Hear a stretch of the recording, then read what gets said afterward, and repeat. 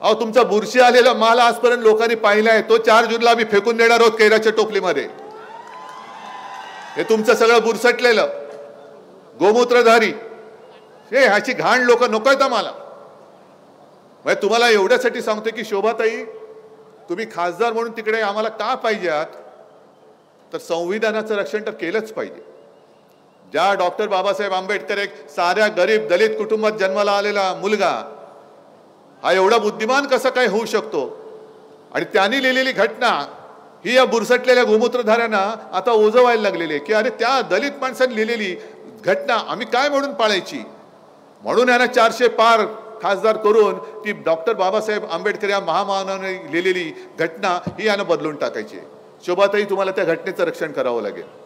ही सगळी जनता तुम्हाला निवडून देणार आहे. पहिला प्रथम त्या घटनेचं रक्षण करायला तुम्हाला निवडून देणार आहे. दुसरं जे त्या निर्मला सीतारामन, काय त्यांचं नाव, सीतारामन, त्या बाई ज्या बोलल्या की या देशात 4 जाती आहेत, महिला, गरीब, शेतकरी आणि युवा. ठीक आहे ना, शेतकरी इकडे बसलाय, कांदा निर्यात बंदी तुम्ही अडवलंय, सोयाबीनला भाव देतायत, कापसाला भाव देतायत.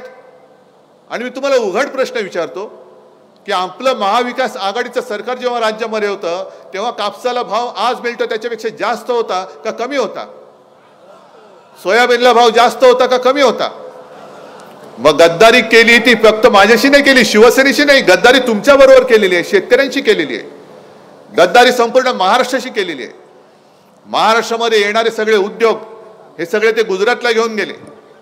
आणि जा त्या 2 वेळा तुम्ही ज्याला खासदार म्हणून आपण निवडून दिलं त्यांना विचारा की इथली MIDC ओस का पडलेली आहे, का नाही आले उद्योगधंदे. म्हणजे तुम्ही एकतर महिलेचं रक्षण करत नाहीत, ते सुधीर मुनगट्टीवार एवढ्या नीच आणि बिभत्सपणाने, म्हणजे त्यांच्या आई वडिलांचे संस्कार आहेत. मोदीजींच्या व्यासपीठावरती ते बोललेत बहीण भावाच्या नात्याबद्दल, मी ते शब्द उच्चारू सुद्धा शकत नाही, एवढ्या बिभत्सपणाने आणि विकृतपणाने मुनगट्टीवार बसलेत तिकडे आमचे सांस्कृतिक मंत्री. ही संस्कृती महाराष्ट्राची. मुद्दामून तुम्ही बघा ते काय बोललेत बहीण भावाच्या नात्यावरती. बहीण भावाच्या पवित्र नात्याला सुद्धा तुम्ही बदनाम करताय. अरे तुम्ही भाजपवाले, तुम्ही आम्हाला काय हिंदुत्व शिकवता? तुम्हाला बहीण भावाचं नातं नाही माहीत आणि तुमच्याकडनं आम्ही हिंदुत्व शिकायचं? मोदींच्या हातामध्ये म्हणे देश सुरक्षित आहे. अहो देशातल्या महिला सुरक्षित नाही आहेत.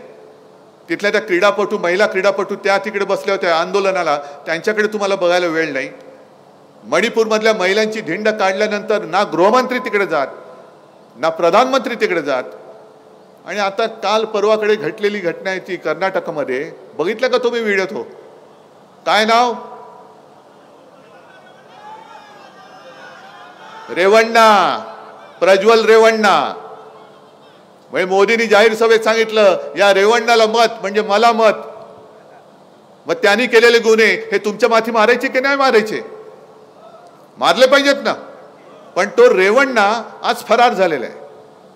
म्हणजे इकडे साध्या साध्या शिवसैनिकांच्या घरी, काँग्रेस कार्यकर्त्याच्या घरी, राष्ट्रवादीच्या कार्यकर्त्याच्या घरी तुम्ही रात्री अपरात्री पोलीस पाठवता.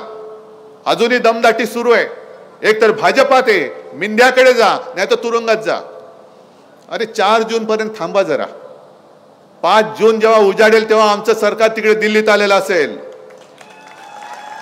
मग तुम्ही कोणत्याही बिळात लपा, अगदी सुरतच्या बिळामध्ये जरी लपलात तर ती बिळं खडून काढून तुमच्या शेपट्यात धरून तुम्हाला आम्ही उलट लटकवल्याशिवाय राहणार नाही. पण तो प्रज्वल रेवण्णा आज पळून गेलेला आहे. मोदी सरकार तर येत नाहीच, हे बुरसटलेलं सरकार, थापेबाज सरकार परत येत नाही, येऊ द्यायचं नाही. पण जर का हे सरकार पुन्हा आलं तर जो प्रज्वल रेवण्णा आज पळून गेलेला आहे, थांब रे बाबा, एक आवाज देतोय, बस झालं जरा थांब. जो प्रज्वल रेवण्णा पळून गेलेला आहे त्याला हे सन्मानाने बोलवतील, सत्कार करतील आणि केंद्रामध्ये मंत्री करतील महिला आणि बाल कल्याण. काय करणार?